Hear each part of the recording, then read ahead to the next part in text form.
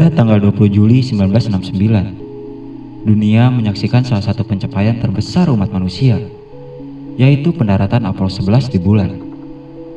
Neil Armstrong dan Buzz Aldrin melangkah ke permukaan lunar, menorehkan jejak yang bukan hanya menandai kemenangan teknologis, tetapi juga simbol keberanian dan impian manusia yang tak terbatas. Namun di balik kilauan pencapaian ini, muncul bayang-bayang konspirasi yang menggoyahkan keyakinan akan kenyataan momen bersejarah tersebut. Meskipun gambar-gambar dramatis dari penjajahan bulan dan pidato bersejarah Armstrong menginspirasi jutaan orang di seluruh dunia, beberapa pihak mulai meragukan kebenaran pendaratan ini. Teori konspirasi muncul, mengklaim bahwa pendaratan bulan hanyalah sebuah rekayasa yang diproduksi dengan cermat, mengundang pertanyaan dan keraguan yang hingga kini terus bergulir. Dalam pembukaan ini, kita akan menjelajahi kedua sisi dari cerita Apollo 11. Pencapaian luar biasa yang melampaui batas-batas teknologi dan tantangan, serta teori-teori konspirasi yang mencoba mengaburkan kebenaran di balik momen yang mengubah sejarah ini. Bersiaplah untuk memasuki dunia di mana fakta dan spekulasi bertemu, dan temukan bagaimana pencapaian monumental dihadapkan dengan tantangan untuk membuktikan kebenaran di tengah bayang-bayang keraguan.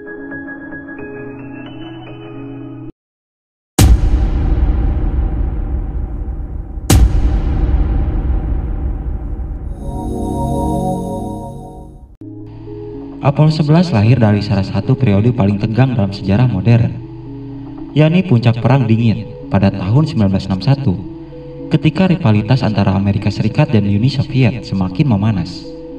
Pada saat itu Presiden John F. Kennedy berpidato di depan Kongres dan mengumumkan sebuah tujuan yang tampak luar biasa ambisius, yang berisikan, "Saya yakin bahwa bangsa ini harus berkomitmen untuk mencapai tujuan sebelum dekade ini berakhir, mendaratkan seorang manusia di bulan dan mengembalikannya dengan selamat ke bumi." Ini adalah tantangan besar yang dilontarkan di tengah persaingan luar angkasa yang ketat antara kedua kekuatan adidaya. Setelah pidato Kennedy, program Apollo menjadi prioritas nasional bagi Amerika Serikat. NASA, yaitu Badan Antariksa Amerika Serikat, mulai bekerja keras untuk mewujudkan visi tersebut. Namun, jalan menuju bulan tidaklah mudah.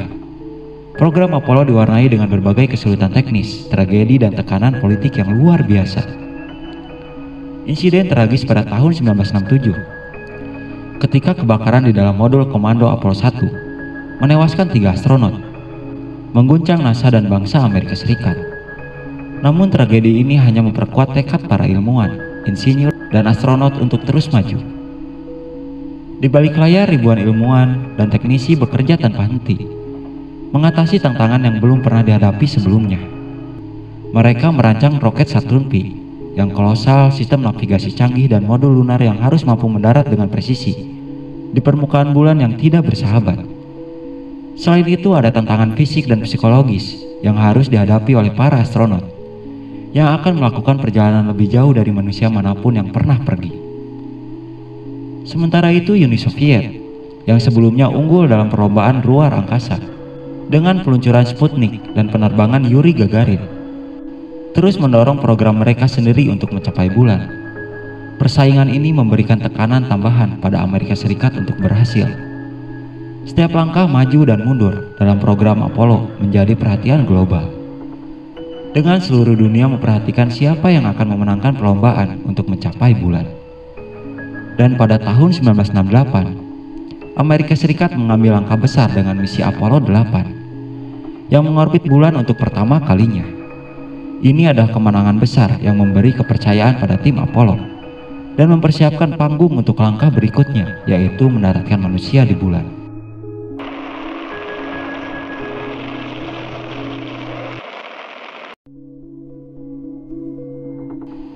Persiapan untuk misi Apollo 11 tidak hanya dimulai dengan keputusan untuk meluncurkan roket, tetapi dengan mimpi besar dan tantangan yang menakutkan.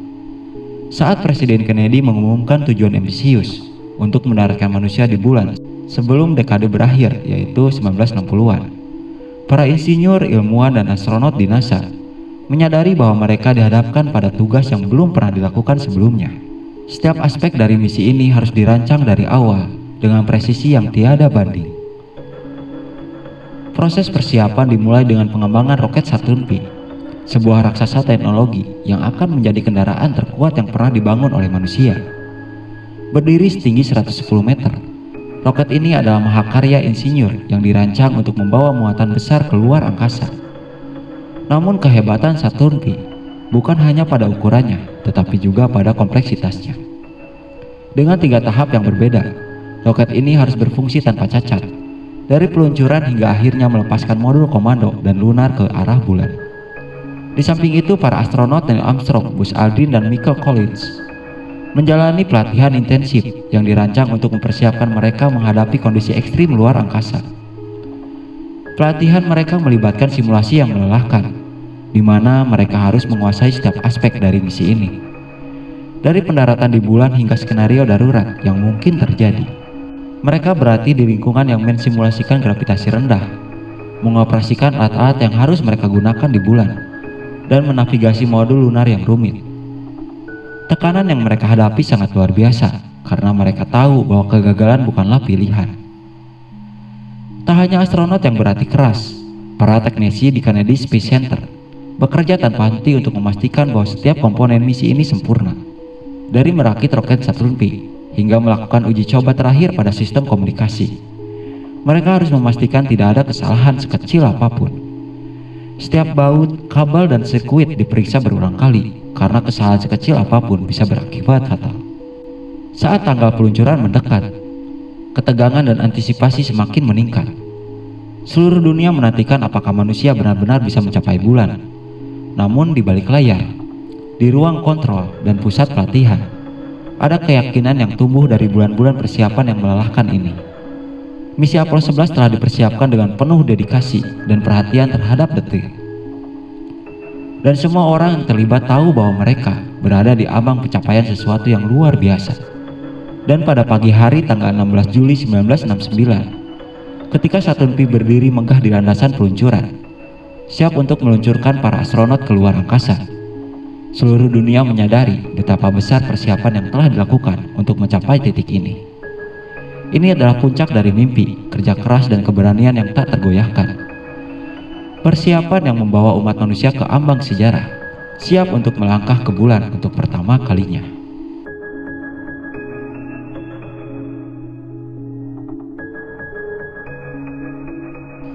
Pagi itu 16 Juli 1969, Kennedy Space Center di Florida dipenuhi oleh ribuan orang yang datang dari berbagai penjuru untuk menyaksikan momen yang akan mengubah sejarah selamanya. Di tengah keheningan yang menegangkan, roket Saturn V kolosal berdiri tegak di landasan peluncuran, menjulang seperti raksasa logam yang siap melepaskan kekuatan dahsyatnya. Dengan tinggi 110 meter dan berat 2.800 ton, roket ini bukan hanya sekedar mesin, melainkan lambang dari ambisi keberanian manusia untuk menjelajahi yang tidak diketahui. Dalam kapsul kecil di puncak roket, 3 astronot yaitu Neil Armstrong, Buzz Aldrin, dan Michael Collins berada dalam kondisi yang hening dan fokus, mengenakan baju antariksa mereka, bersiap untuk memulai perjalanan yang tidak hanya akan membawa mereka ke bulan, tetapi juga ke dalam halaman-halaman sejarah. Detik-detik menuju peluncuran terasa seperti melambat, seperti bunyi bip dari instrumen setiap kata dari pengendali misi Houston, menambah ketegangan yang memenuhi udara. Saat hitungan mundur dimulai, dunia menahan nafas. Di ruang kontrol kendali, ratusan teknisi dan insinyur memantau setiap parameter dengan mata tajam, memastikan bahwa semuanya berada dalam kondisi sempurna. Jantung para astronot berdegup kencang, sementara adrenalin mengalir di dalam tubuh mereka. Suara mesin roket mulai menggelegar, mengguncang tanah di sekitarnya. Seruan itu diikuti oleh suara ledakan yang memekakan telinga saat 5 mesin F1 di bagian bawah Saturn V meledak dengan kekuatan gabungan lebih dari 160 juta tenaga kuda. Api dan asap mengepul dari dasar roket saat raksasa logam ini perlahan-lahan mulai bergerak ke atas, meninggalkan landasan peluncuran dengan kecepatan yang semakin meningkat. Dalam sekejap Saturn V melepaskan diri dari gravitasi bumi, melesat ke angkasa dengan kecepatan yang luar biasa, meninggalkan jejak asap putih yang membelah langit biru pagi itu. Di dalam roket, Armstrong, Aldrin, dan Collins merasakan dorongan dahsyat yang menekan mereka ke kursi, Tubuh mereka menghadapi gaya gravitasi yang luar biasa saat roket menembus atmosfer. Di bawah mereka orang-orang di bumi bersorak, sementara siaran televisi langsung membawa momen bersejarah ini ke jutaan rumah di seluruh dunia. Setiap orang yang menyaksikan tahu bahwa mereka sedang menyaksikan sesuatu yang luar biasa, sesuatu yang akan dikenang sepanjang masa. Ini bukan sekedar peluncuran. Ini adalah langkah pertama manusia dalam petualangan besar menuju alam semesta. Seiring dengan semakin jauhnya Saturn V, ketegangan perlahan berubah menjadi kegembiraan. Para astronot mulai merasakan gravitasi yang semakin berkurang, menandakan bahwa mereka telah meninggalkan atmosfer bumi dan memasuki ruang angkasa. Dengan misi yang baru dimulai, mereka tahu bahwa perjalanan yang penuh tantangan dan keajaiban sedang menanti mereka. Di dalam modul komando, Neil Armstrong, Buzz Aldrin, dan Michael Collins meluncur ke ruang angkasa dengan kecepatan lebih dari 39.000 km per jam. Mereka menatap keluar jendela, menyaksikan bumi mengecil menjadi titik biru yang berkilauan di tengah kehampaan hitam yang luas. Selama 4 hari berikutnya, mereka melintasi jarak 384 km menuju tujuan mereka, sebuah tempat yang belum pernah dijamah oleh manusia. Pada 20 Juli 1969, setelah perjalanan yang tampaknya tak berujung, modul Lunar Eagle dipisahkan dari modul komando Columbia yang dikendalikan oleh Collins. Armstrong dan Aldrin mulai turun menuju permukaan bulan, sementara Collins tetap berada di orbit lunar mengawasi dari atas. Ketika Eagle mendekati bulan, para astronot menghadapi tantangan yang sangat menegangkan. Permukaan bulan yang dipenuhi kawah dan bebatuan membuat pendaratan menjadi ujian keterampilan dan ketenangan. Dengan detak jantung meningkat dan bahan bakar yang semakin menipis, Armstrong mengambil alih kendali untuk mencari tempat pendaratan yang aman. Dunia menahan napas ketika Eagle akhirnya mendarat dengan lembut di lautan ketenangan. Armstrong dengan ketenangan yang mencengangkan mengumumkan kepada dunia, yaitu Houston, tranquility base here, the Eagle has landed, menandakan bahwa manusia telah berhasil mencapai bulan. Beberapa jam kemudian, saat bulan menyinari permukaan yang sepi, Neil Armstrong membuka palka dan mulai menuruni tangga modul lunar. Dengan hati-hati dia menjejakkan kaki ke tanah bulan yang berdebu dan mengucapkan kata-kata yang akan selamanya dikenang dalam sejarah, yaitu "That's one small step for man, one giant leap for mankind." Dengan langkah pertama itu, Armstrong tidak hanya membuat sejarah tetapi juga membuka pintu bagi umat manusia untuk menjelajahi alam semesta. Buzz Aldrin segera bergabung dengan Armstrong di permukaan bulan, dan bersama-sama mereka menghabiskan 2,5 jam menjelajahi lingkungan yang sunyi dan tak tersentuh ini. Mereka mendirikan bendera Amerika Serikat, melakukan eksperimen ilmiah, dan mengumpulkan sekitar 21,5 kg sampel batuan bulan yang nantinya akan menjadi harta karun ilmiah. Di sepanjang misi ini, mereka tetap berhubungan dengan pusat pengendali misi di Houston yang mengarahkan dan mendukung mereka setiap langkahnya. Sementara itu, Michael Collins yang tetap berada di orbit bulan di dalam Columbia mengemban tugas penting yang tak kalah berbahaya, menjaga agar modul komando tetap beroperasi dan siap untuk membawa pulang Armstrong dan Aldrin. Collins mungkin tidak mendarat di bulan, tetapi perannya sangat penting dalam keberhasilan misi ini. Dia seringkali merasa sepi, orang paling kesepian di alam semesta, namun tetap fokus pada tugasnya, mengetahui bahwa dua rekannya mengandalkan kesuksesannya untuk kembali ke bumi dengan selamat. Setelah misi sukses di permukaan bulan, Armstrong dan Aldrin kembali ke Eagle, yang kemudian diluncurkan kembali untuk bertemu dengan Columbia di orbit lunar. Pertemuan yang presisi ini adalah salah satu tantangan teknisi terbesar dalam misi ini. Namun dengan keahlian yang luar biasa, mereka berhasil kembali ke modul komando dan bersiap untuk perjalanan pulang. Dan pada 24 Juli 1969, setelah perjalanan yang tampaknya tak terbayangkan, Apollo 11 mendarat dengan selamat di Samudra Pasifik. Para astronot disambut sebagai pahlawan, tidak hanya oleh Amerika Serikat, tetapi oleh seluruh dunia.